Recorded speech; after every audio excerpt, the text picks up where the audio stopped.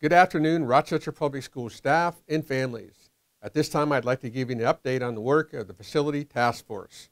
On November 7th, we held our third Citizen Voice meeting to get input on the three options that are currently being presented by the task force. Option 1 includes building a new elementary school in the Northwest on existing property already owned by the district. It also includes building a new facility on the Bishop property with a capacity of 720 students, building a new facility on the Churchill property with an expansion of 600 to 720 students, and building a new facility on the Longfellow campus with a 720 student capacity. Option 1 also includes moving the Montessori program out of Franklin to Hoover Elementary to increase Franklin's capacity, and moving the 4515 program to Pinewood Elementary. It also includes moving the newcomer and Spanish immersion programs to Bishop and Bamber Elementary.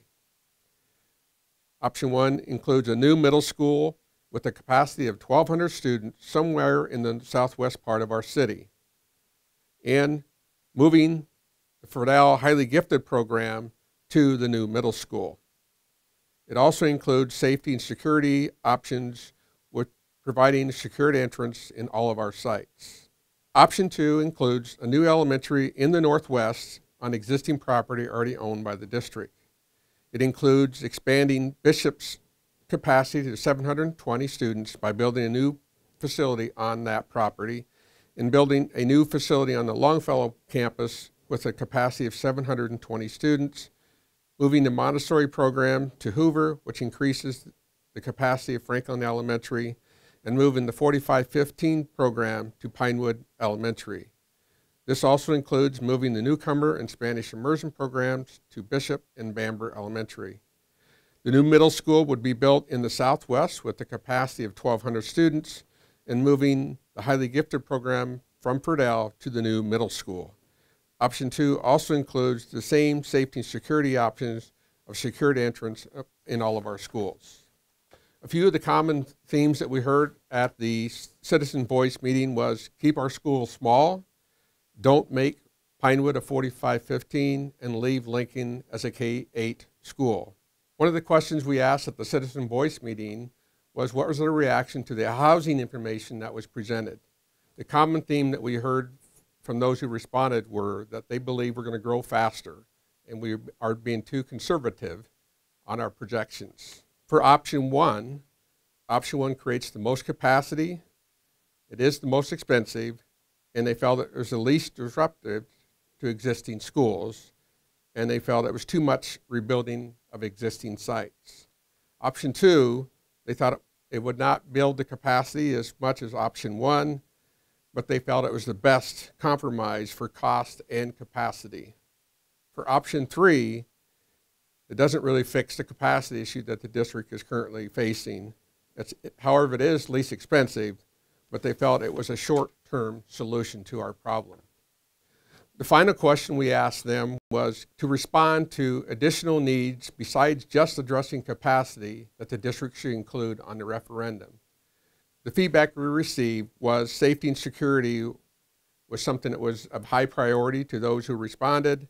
Next in line was pool improvements, which builds a new pool at Century High School and looks at Male High School to rebuild it so it can be used for diving as well.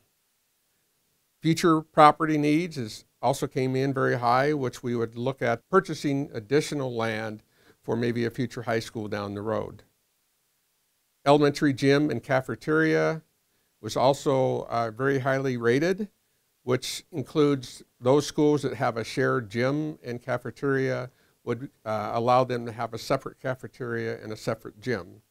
And finally, another top response was high school auditorium improvements, which is improving the sound and lights at all three high schools. So that's a quick summary of the feedback that we received at the Citizen Voice meeting. The next step, on November 13th, we will present the options and the feedback that we received from the Citizen Voice to the board, and also be asking the board to give the task force feedback. The task force will continue to look at the feedback from the board and the feedback we received at the Citizen Voice meeting on November 20th at their next meeting. On November 27th, the task force will make its final recommendations to the school board, which will allow the board to look at the feedback and look at the options, and if not at that meeting, at a future December meeting, determine what options and additional priorities will be asked on the survey. The survey will be sent out to all residents of Rochester in January, asking them for their feedback on the different options and the cost. In February or March, the board and the task force will look at the feedback from the survey. So sometime in February, March, the board is going to have to make a decision on what's the amount that we should ask for on the referendum and what should be included in that referendum. So that's the update on the facility task force. I encourage you to continually to be engaged in the process. If you can't attend board meetings or citizen voice meetings, you can go online and get a lot of information that the task force is working on. Once again, I appreciate the opportunity to give you an update. Thank you.